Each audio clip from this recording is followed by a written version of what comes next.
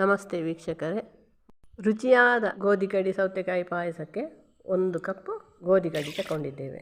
ಅದೇ ಕಪ್ಪಿನಲ್ಲಿ ಕುಕ್ಕರಿಗೆ 4 ಕಪ್ ನೀರು ಹಾಕಿ ಕುಕ್ಕರಲ್ಲಿ ಬೇಯಿಸುವ.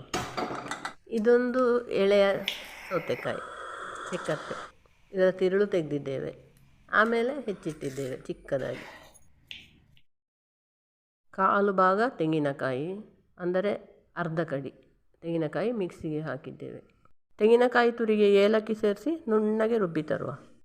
ಗೋಧಿ ಕಡಿಯನ್ನು ನಾವು 4 ವಿಸಿಲ್ ಹಾಕಿ ಬೇಯಿಸಿದ್ದೇವೆ. ಚೆನ್ನಾಗಿ ಬೆಂದಿದೆ ವೀಕ್ಷಕರೇ. ಈಗ ನಾವು ಹೆಚ್ಚಿಟ್ಟ ಒಂದು ಸೌತೆಕಾಯಿಯ ಹೋಳುಗಳನ್ನು ಬೆಲ್ಲ ಹಾಕಿ ನೀರು ಹಾಕಿ ಬೇಯಿಸುವ.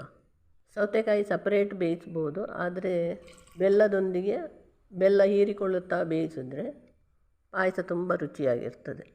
ವೀಕ್ಷಕರೇ, 6 ಅಚ್ಚು ಬೆಲ್ಲ ಮತ್ತು ಗೋಧಿ ಕಡಿ ಅಳತೆ ಮಾಡಿದ ಈ ಕಪ್ಪಲ್ಲಿ 1.5 ಕಪ್ಪು 1/4 ಕಪ್ ಆಗುವಷ್ಟು ನೀರು ಹಾಕಿ ಅರ್ಧ ಗಂಟೆ ಕುದಿಸಿದ ನಂತರ ಈ ರೀತಿ ಇದೆ.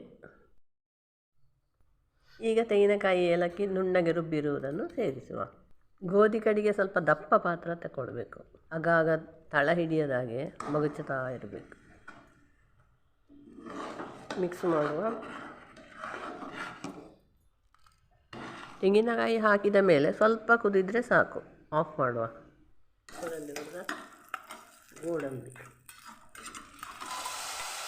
ಭಾರಿ ರುಚಿಯಾದ ಪಾಯಸ. ಗೋಧಿ ಕಡಿಯ ಪರಿಮಳಕ್ಕೆ ಸೌತೆಕಾಯಿ, ಬೆಲ್ಲ, ಏಲಕ್ಕಿ, ತೆಂಗಿನಕಾಯಿ, ಕೊನೆಗೆ ತುಪ್ಪದಲ್ಲಿ ಹುರಿದ ಗೋಡಂಬಿ ಎಲ್ಲ ಪರಿಮಳ ಸೇರಿ ಭಾರಿ ಒಳ್ಳೆಯದಾಗಿದೆ ಪಾಯಸ ಒಳ್ಳೆ ಮಂದಾಗಿದೆ.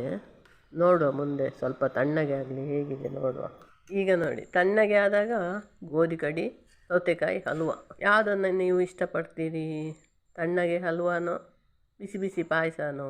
ನನಗಂತೂ 2 ರೀತಿಯ ಪಾಯಸ ಕೂಡ ತುಂಬ ಇಷ್ಟ ಆಯಿತು. ನೀವು ಮಾಡಿ ಎಂಜಾಯ್ ಮಾಡಿ.